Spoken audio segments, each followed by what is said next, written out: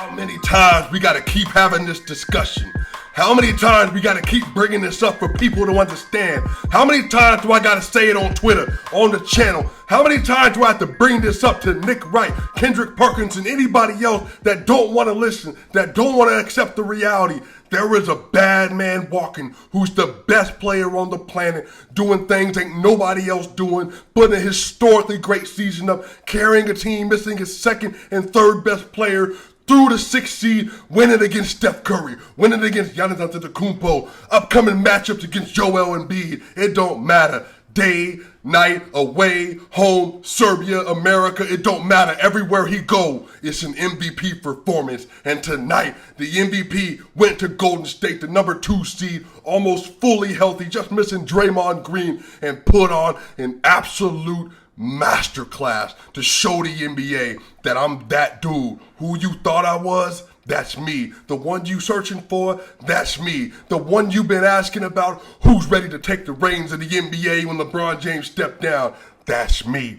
Every day, every waking moment, he has laid the groundwork for what this team is made of. The Denver Nuggets are grit and grind. They will do anything and everything to secure a victory when their back's against the wall. 3-1 against the Utah Jazz, 3-1 against the LA Clippers. It don't matter the situation. Jamal Murray goes down, bet. Michael Porter Jr. got a bad back, bet. We gonna get it done. Do the best that we can. And Nikola Jokic has this team going up against Steph Curry, the media favorite for the MVP, the media's darling, and said, not tonight. You might have the better roster, but I'm the better player, and I believe in my dogs. Monte Morris, what's good? Comes back, misses 4 games with the concussion, comes back, game-winning shot, 3-pointer. He gave up the bucket right before this to Steph Curry and fouled him. He could have moped, he could have cried, he could have complained, but this Flint, Michigan very own Monte Morris showed up and said, I'm here, I'm ready, and I guarantee,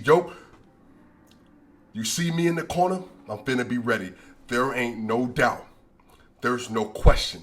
There's no question. The best player in the NBA is Nikola Jokic. Joker. Stop telling people there's anybody else that can hold up the mantle, because there's nobody else asked to do what he's doing every single night, and he's doing it against quality competition. Nikola Jokic in just 34 minutes tonight had 35 points, 17 rebounds, 8 assists, 13 of 24 from the field, 3 of 5 from the three-point line, 6 of 9 from the free throw line with 1 block. He was a +6 in the game the Denver Nuggets won by 1 point. Steph Curry tonight on the other side of the ball with a much better roster. 25, 3, and 6, and 1 of 7 from 3, and was a -2. The MVP of the NBA is like that, y'all. I don't know what else to say. If you come to this channel, you already know what the truth is. I'm going to tell you how it is. Giannis Antetokounmpo. You can pick one of them, but I know the one I'm riding with. What a freaking performance, y'all. What a freaking performance. Tonight, the Denver Nuggets starters came out flat. I want to say in the first half, the Denver Nuggets starters had a total of 12 points tonight. 12 points. They didn't look good. They were not hitting anything. They weren't playing any defense. They weren't putting up much of a fight at all. But somehow, some way, the game stayed close because Bryn Forbes came off the bench and was giving them buckets. In the first half, Nikola Jokic, in the very first half, had the Denver Nuggets down 54-63, even though the rest of the team wasn't doing what they were supposed to be doing.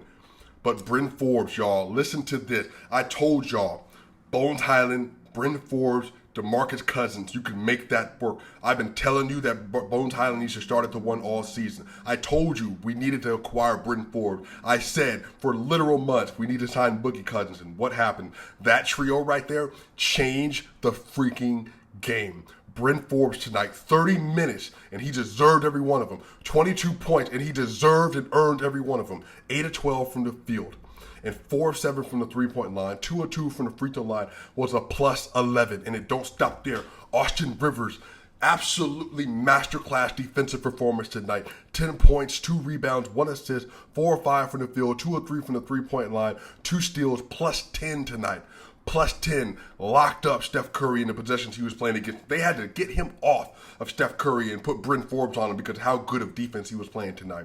Jermichael Green had 9 points and 4 rebounds, clutch free throws towards his last end of the game. 2 of 5 from the field, 1 of 3 from 3, a 4 of 4 from the free throw line. He was a -2. Remember, y'all, +2, -2. Great game. But y'all, Bones Highlands night, 5 points, 2 rebounds, 5 assists, 2 of 11, 1 of 5. He was a -4, but he literally changed the game because those 5 assists he had were crucial, especially for getting Bryn Forbes open shots.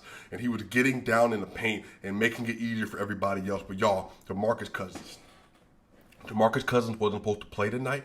They would have lost the game tonight without DeMarcus Cousins. DeMarcus Cousins came in the game, had 13 minutes. He gave Nikola Jokic 13 minutes worth of rest. Almost 14 minutes, had 6 points, 5 rebounds, and 2 assists on 2 of 4 shooting. 1 of 1 from 3, 1 of 2 from the free throw line, was a -2, but he was literally suffocating the Golden State Warriors when Bielitsa was in the game. They could not contain him on the offensive board, changed the dynamic of the game. I'm telling y'all, Bryn Forbes, Bones Highland, Austin Rivers, DeMarcus Cousins, Jermichael Green changed the game. Now that's a bench lineup I'm good with. You give him a 7-footer, you give him an attacking point guard in Bones Highland, you give him shooters in Bryn Forbes and Jermichael Green, and Austin can hit him, and obviously Bones can shoot, and then DeMarcus can shoot. But man, you give them a defender who he will get in your grill. If I will ever say anything about Austin Rivers, he will get in your grill. He might not be able to bring it every night because he's not a star player. He is a rotational player that has to be played in the right matchup. But when you play against Steph Curry, you need somebody to get in his face who's the same size.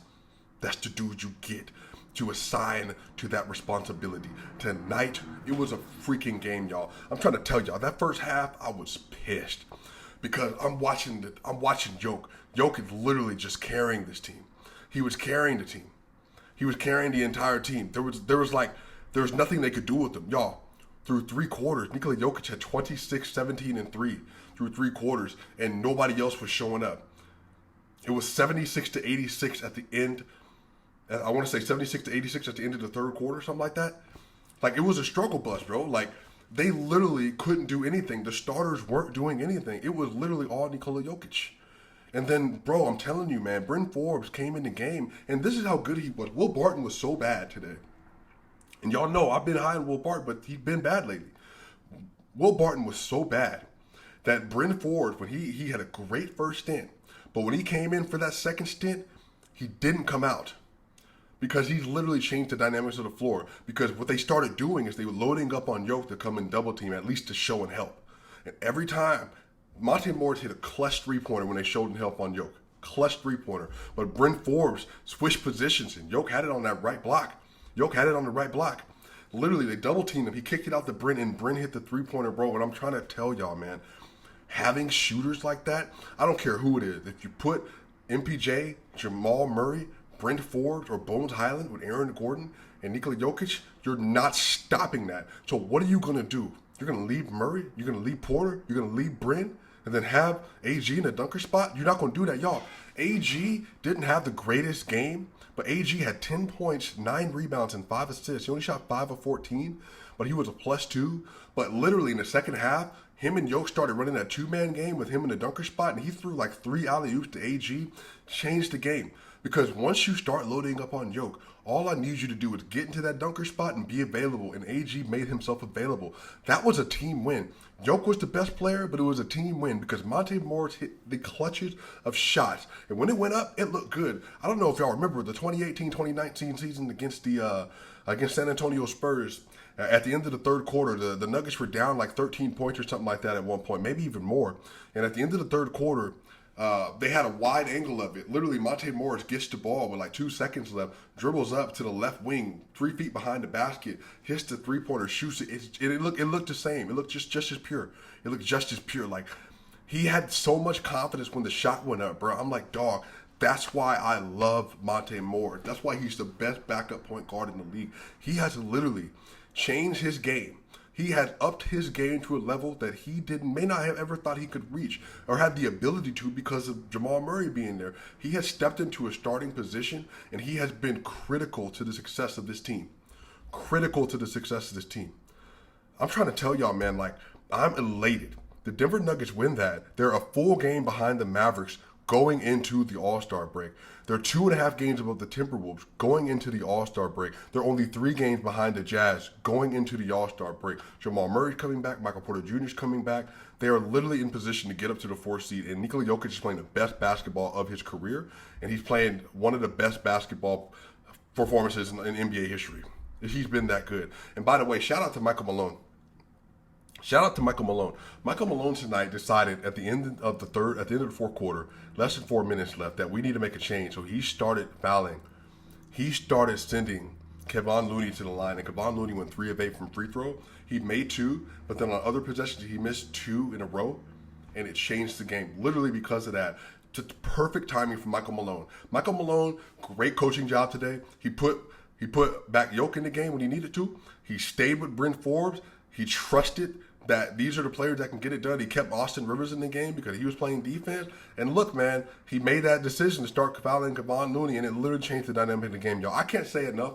I'm going to have to do another video on this because I'm so excited. I don't want this one to be too long, y'all. But this was such a great game, y'all. Such a freaking great game. Enjoy the MVP. Enjoy the fact that Monte Morris is that guy. Enjoy the fact that you can trust Austin Rivers in tough spot. And enjoy the fact that the bench is coming together with Bones, Forbes, and Boogie. And we are on the way with Jamal Murray and MPJ coming back. Y'all, Swipin' gang. Hey, subscribe to the channel, man. I'm going to see y'all soon.